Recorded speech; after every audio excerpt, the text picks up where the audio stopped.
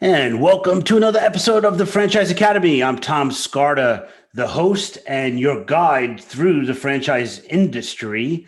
Today, we have a bit of a different podcast for you. I have a great author and a friend, Dr. Joni Carley, who is the author of the Alchemy of Power, Mastering the Invisible Factors of Leadership.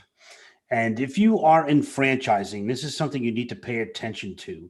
This has a lot to do with culture and how the culture of an organization runs. So whether it's a franchise unit or the entire franchise company, Dr. Carley has some insights that I'm sure you probably never heard before, and just absolutely fascinating. So Dr. Carley is the author of The Alchemy of Power, Mastering the Invisible Factors of Leadership. She advises and consults with businesses, nonprofits, government leaders, and also writes and speaks about value-driven leadership and cultural development. She holds a doctorate in the reinvention of work and is a United Nations consultant. Dr. Joni works with private and public sector leaders who want to do well and do good. Her leadership advisory services and cultural transformation articles and her talks are geared towards a robust quadruple bottom line. So it's interesting. It's all about prosperity, people, planet, partnerships, and peace. So, Doctor, are you there? I'm here. Hi, it's great to be here. This is so cool. So, I just got to shout out to Steve Harrison and the folks at Quantum Leap in Philadelphia, who sort of, in a way, put us together, unbeknownst to us, until we found each other on another podcast on a roundtable. And as soon as I heard Joni speaking, I was like, wait a second, this lady's speaking Steve Harris type language. So Steve Harris is a great PR guy and just a great guy in general. Yeah, And you're based right near their offices in Philly, is that right? I am just outside of Philadelphia. Yeah, Very cool. So you have two books, is that right? I do. I have a chapter in a book with Deepak Chopra and Jack Canfield called Stepping Stones to Success. And the book that I have out more recently is called The Alchemy of Power, Mastering the Invisible Factors of Leadership. So that book looks at the invisible factors of leadership. What does that mean? Can you tell me like what the factors are? What is that? Yeah. So think about it like an iceberg, right? Like 10% of the iceberg you can see. 90% of it is below the water. And that really determines how much and how well what stands above the water is going to be there. So if you think about it in terms of a business, the strategy, the production, all of that is the top 10% of the iceberg. What's really grounding it and holding it in place are the values, the culture, the consciousness that's going on. And we know more and more about this level that we used to kind of toss aside as woo-woo and fluffy stuff. But I have a chapter in my book called The Fluffy Myth, because we've been taught that all that stuff is inconsequential, fluffy stuff. There's no data that backs that up anywhere. And there's just tons and tons of data. So a lot of it's in my book, but I have a lot of references at the back of it. There is so much data that backs up that what Steven Pinker said, culture eats strategy for breakfast. And if you think about it like the culture in a lab dish, right? You really don't see all that's in that culture, but it'll grow some things and it won't grow others. Mm-hmm. So, like if you want to grow bacteria, well, it's going to grow some bacteria, but it's not going to grow other bacteria because culture isn't put together to support other bacterial growth. Same thing in a company. If you want to produce, or even a whole country, like if whatever results you want to produce, you've got to have the cultural soil that's actually going to nourish and grow that. So you want profits, you want people getting along, you want coherence, you want consistency across, in the case of franchising, across different outlets, then you need to manage these deeper, more invisible factors. And one of the way we break those down is with values, which is another invisible factor. Values are the building blocks of culture. And when you really pay attention and consciously develop values, and what I do is I work with assessing them using a database methodology that actually assesses this stuff. And so you get real clear numbers on how you're doing on 7 levels of culture, and where you want to go, where the blind spots might be, where the strengths are, where the growing edges are. And once you identify that, you can account for it. Mm-hmm. And because we know culture is so determinant in outcomes, it is the biggest determinant of outcomes, bar none, period, bottom line, culture determines outcomes. And yet so few people account for their culture. Right. It's just a really massive oversight. So like when you say culture, I'm thinking about kind of the vision statement and the mission statement that the CEO puts out, or the founder of the company. Is it based in that kind of thing, or is it even deeper than that? Well, think about how many of those vision and missions are in back shelves, hanging on the wall. Nobody even could tell you what it is, let alone whether or not they're signed on to it. So those things tend to be pretty nice on paper, but they don't often really integrate into the company. And they're often put together by 1 or 2 people and have nothing to do with what the people in the company are actually getting together to do, or what they think. And that's why I like these database methodologies. You get all voices in and you get a quantified readout and lots of graphs and charts and data points on what is the bottom line here that people are after. Then when you craft the mission and vision statements out of what's authentically so for that group, or what they're aspiring toward, then you've got something real. But you're not, when the vision and missions that somebody put together a long time ago are hanging on a wall or sitting in a back drawer, at best, if anybody's even conscious of them at all, they're cracking whips to get people to come along. They're either being bullies or very charismatic to get people to come along and sign on. Whether they do or don't, they're trying to shove them in this square hole. These are important things. Vision and mission are really important things, but it's how do we hold them? How do we account for them? And how do we build the cultures that will bring these things to fruition? So in franchising, it's interesting because, you could be the CEO or the founder of a franchise, and you have dozens or hundreds of people that come from all walks of life. So they're coming in with different values and different, cultural learnings. And so how do you get that to be a really harmonious melting pot? Well, values are the common denominators. And, it doesn't matter whether you're poor, rich, you live in Asia or US or sub-Saharan Africa. It doesn't matter. Everybody's got values. And what we do is we measure what are the top 10 personal values, what are the top 10 values going on in the company now, or the culture now, whatever we're measuring. We sometimes measure whole countries. We do this in many languages, so we can actually capture from one language to another and get a coherent readout on this. And then the third thing we measure is what's the aspired to values? What do people really want? And then the algorithms on the back end split those into a hierarchy on 7 levels. The bottom level, sort of like Maslow's hierarchy of needs. The bottom level is there a profit? Are the lights on? Are people safe? Are things happening, generally healthy? And then you go more into relationships, and you go into, is there transformation happening? Or is there kind of a growing edge? Or is this company looking at itself and moving forward? And at the very highest level, you have greatest good, contribution. And what the data is showing, we used to think of like the same as the fluffy myth, like we'll get to that greater good stuff somewhere down the line. That's an afterthought. It's the fluffy stuff. But the data doesn't bear that out. What we see is when you have a full spectrum organization, then, and of course you have to go with the needs. If the floor is falling apart and everybody's cold, you got to deal with level 1. But, there's no profits. But still, and if you don't have that eye on this more full spectrum development, then you're probably cutting yourself off at the knees, even though it feels like a luxury to go for these other things. That's just not bearing out in the studies.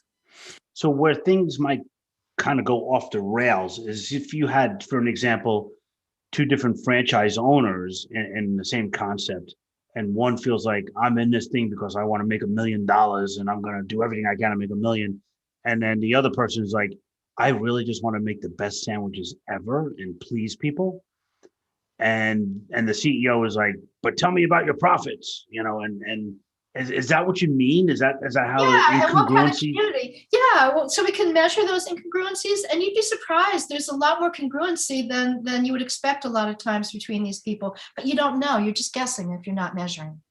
And Right. sometimes, it might be one value expressed by one value expressed by another. But when you look at those words, they're awfully close, and there's a lot of dialogue that can happen there to build. And also, the two that you just described are complementary. You need both in a company. Right. And so people think you want to match where everybody thinks the same. You don't want that. You want complementarity. But at the same time, you've got to have the leadership chops to be able to be full spectrum. Your own leanings might be toward like bring in the next customer. But if you don't have somebody around you who's looking at best practices, who's looking at what's the next best sandwich, the innovation, and what kind of community members are we, if you don't have those people on your team, then you're really just kind of pigeonholing yourself, and that cuts your growth potential off at a very low level. Yeah.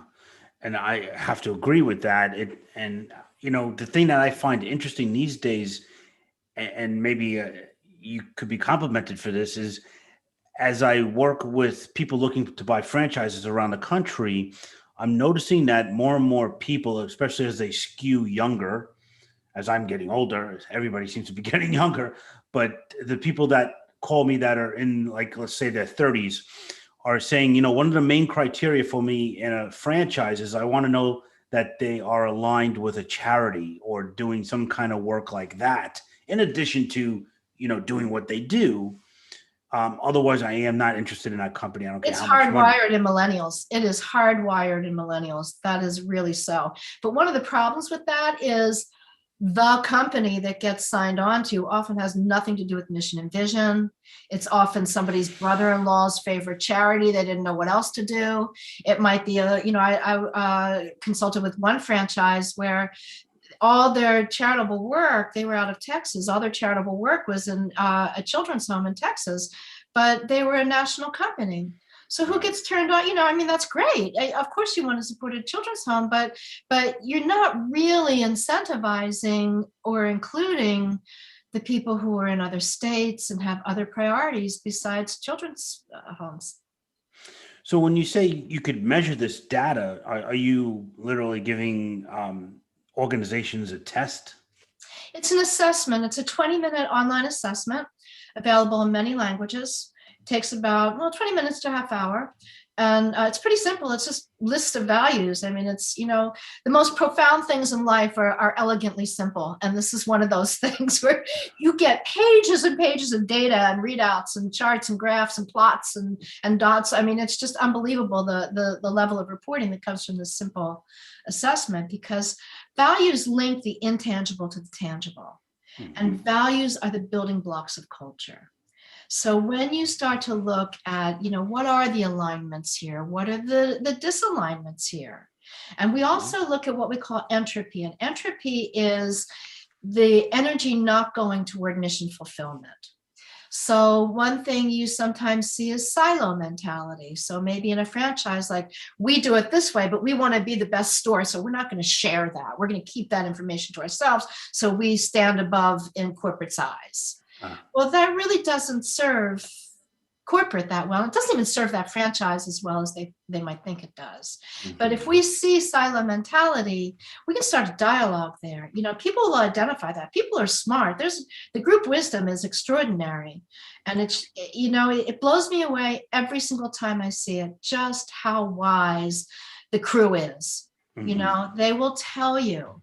And when you see 20, 30, 40, 50% entropy, that's 2, 3, 4, 5 people out of 10 who might as well have stayed in bed in the morning, because when your values aren't fulfilled, when you feel like you're going to be, you're either dealing with corruption or greed or being put down, or, some of the dysfunctions that go on, you can name those in what we call limiting values.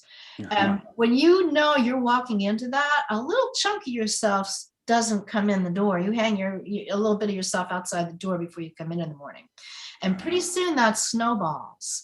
And then you get people talking smack about the business instead of talking about what the next best sandwich might be, or how they're going to, do something a little better the next time, or how they want to do a suggestion back to corporate because I got a great idea. That's the culture you want to, that kind of what I call mojo, that kind of pizzazz, that energy, that really, and that's priceless. That's really the gas you've got to go on. That's your cultural capital.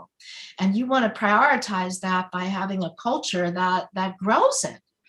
And that you have people coming to work excited, happy to be there. It might not be the most thrilling thing they plan to do. They may have other interests, but they know they're going to be respected. They know they're going to do good work for a company they can trust. That they see their voice mattered, because when they see these plots and dots and graphs that go up on the wall when we debrief these things, they know they're in it. Right. You don't have to lobby them. They're there. They're already enrolled. That is 9/10 of the job that a lot of leaders get stuck in the muck with, is trying to get people on board, try, is push and pull, and it's just, it's exhausting for everybody. So you're saying that there is a possibility that a leader of an organization, whether it's a franchise or not, can actually change the culture if they decide to start measuring it?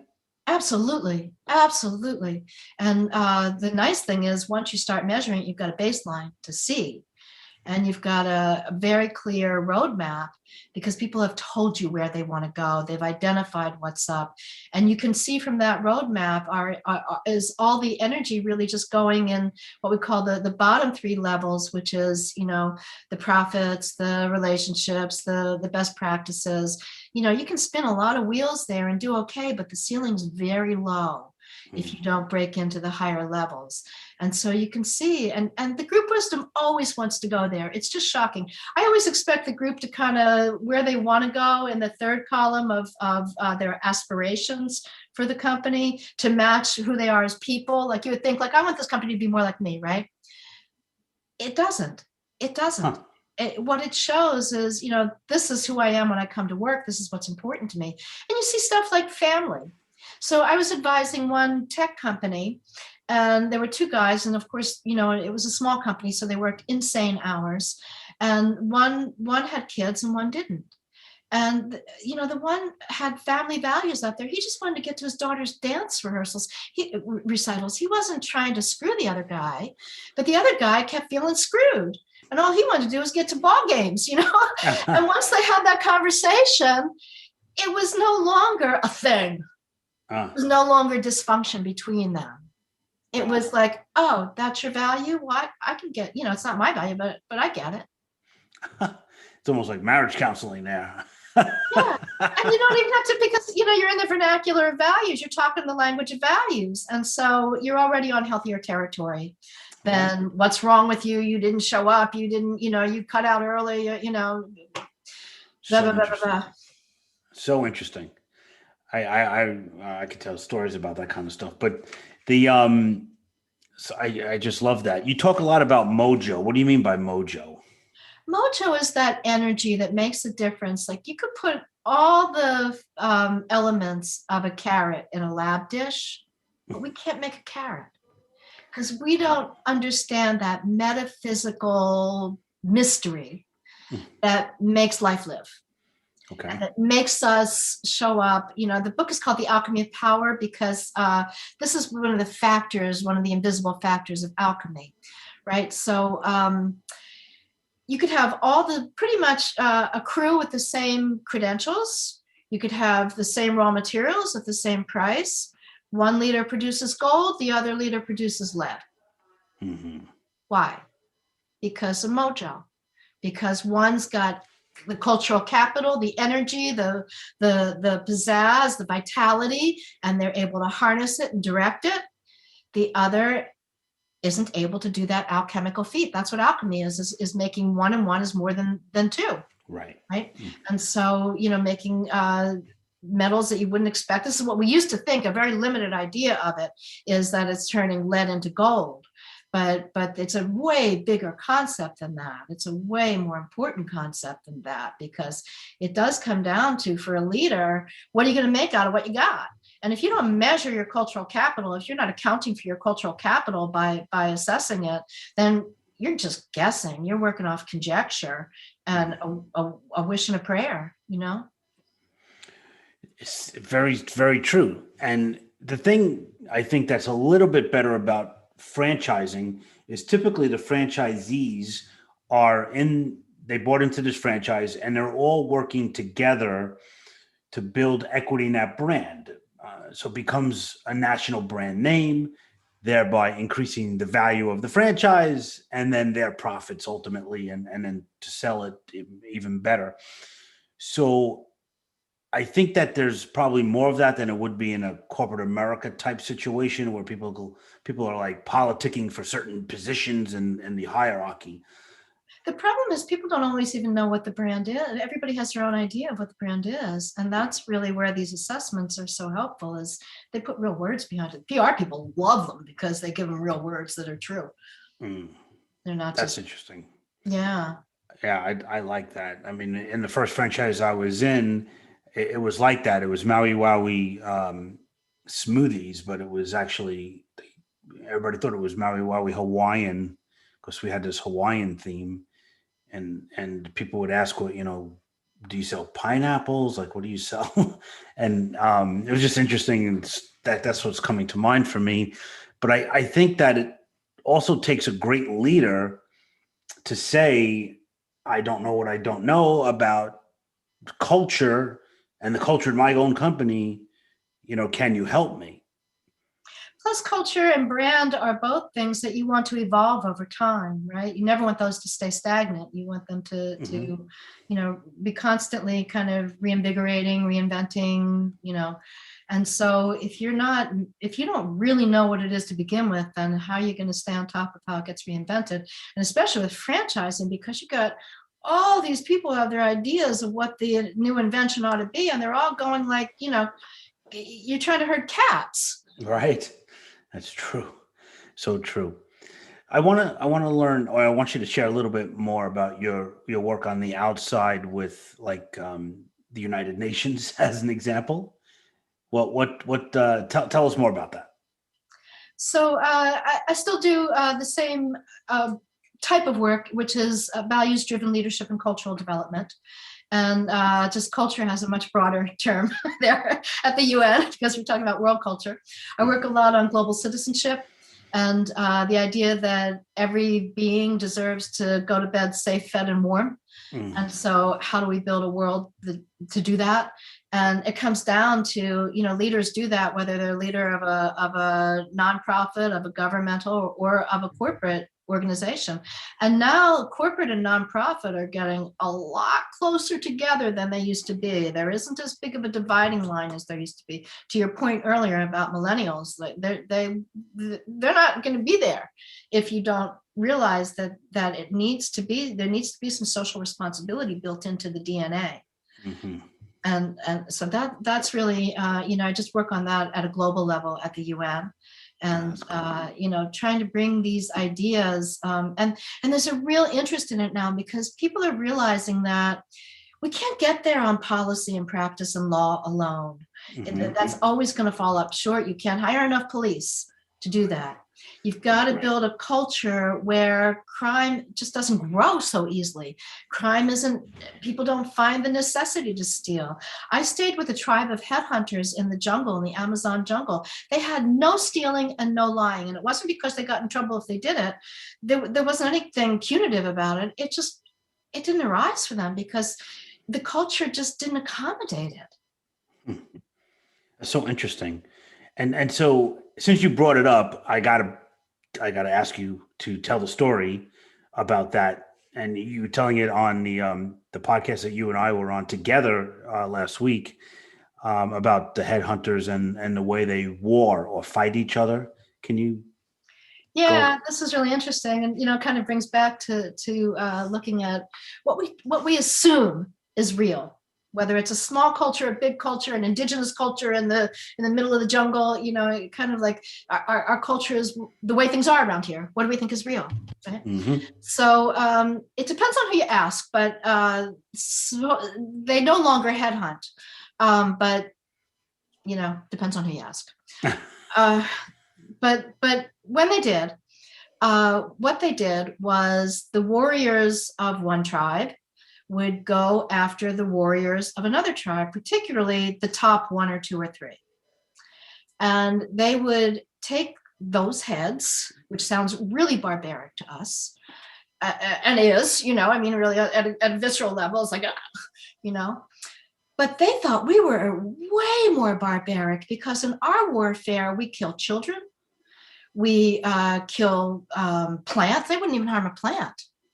And in their warfare, they're respecting those leaders who are strong enough to threaten their community. They don't go after them just for any old reason. They go after them if they feel a threat.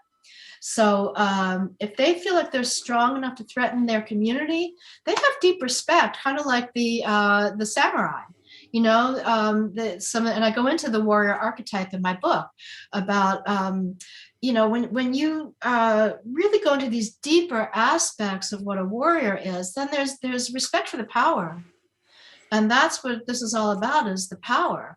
And so the warrior who, claimed that head, there's a whole spiritual ritual that goes on about these collected heads and, all of that. So, it sounds crazy to us, but at the same time, you have to look at from their perspective that you've got, you've got kids hungry in a culture while the culture pays for military machines. That's unthinkable to them. Right. You've got wounded warriors who are wounded so deeply psychologically that they come back and create crimes. And they don't have that because that noble warrior understanding is so deeply ingrained. And some cultures have a transition period between war and entering the home again.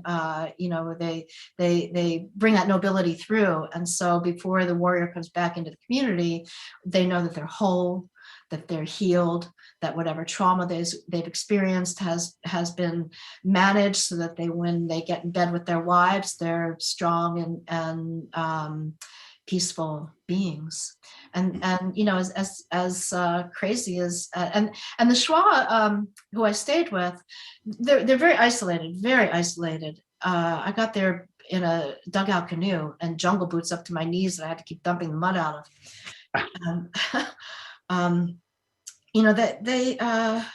When Ecuador gets in a war, they go into the jungle and bring the Shwa out because the Shwa are honest.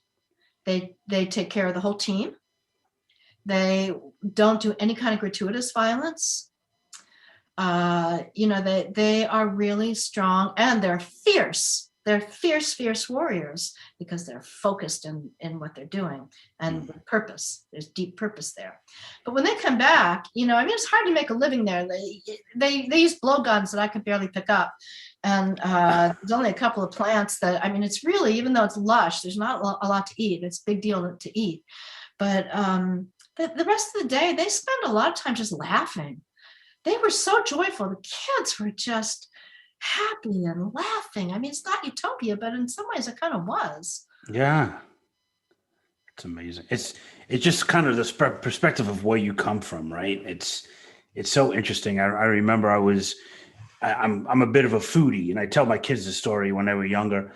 I remember sitting down. I was on a lunch hour when we were in downtown New York with a bunch of folks, and we were all foodies. And so we went to, I'm going to say, I believe it's gone back like 25 or 30 years ago. I think it was like an Ethiopian restaurant.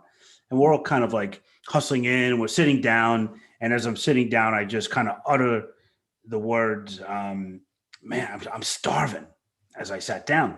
And it smelled good in the place. And the waiter just gently said to me, when was the last time you've eaten? And I was like, well, I had like a Kit Kat bar on the way over here. So, And so, but that stuck with me. I'm talking 30 years later now. I still remember that story so well because how long has it been since you've eaten?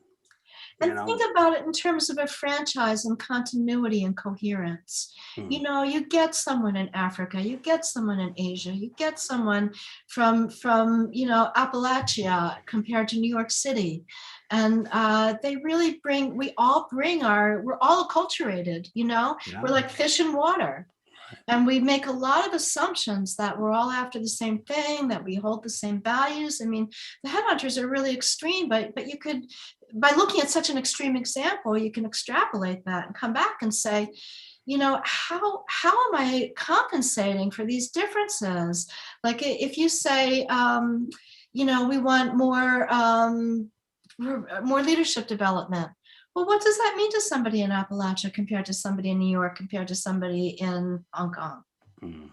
Until you really break that down and start to have these dialogues, you're really stabbing in the dark, and you're probably missing because you can't get there from here if you weren't raised in that culture, or if you haven't spent an awful lot of time in it. Yeah. And, at the UN, I see so many examples of, I'm very active here with my local transition town. And, it's a nice suburb of a major city. And so we have the luxury to ask about clean water. At the UN, some of the women who are presenting have been working with women who had to decide which child was going to live because they couldn't feed both. Right. There is such a diversity on the earth, and that's the good news, that we have diversity, but you got to account for it. And it's so easy to do. And so few people are doing it. And culture eats strategy for breakfast. It's the bottom line. Yeah. Yeah. Well said. And I love that. It's I think everybody's just worried about themselves, right? I mean, it always goes back to that. And, it's sad how yes and no to that. Yes, and there's a lot of work going on now on personal development, and I do have a part of the book about that, and it's important. If you're going to be a good leader, who has the most authority in the room? It could be the janitor who's ever done the most values development. So you could be the CEO, but the janitor may have more authority than you if they've done more values development as far as who people are really going to listen to. They might guess you, but they're really going with the guy they trust or the woman. Yeah. Huh.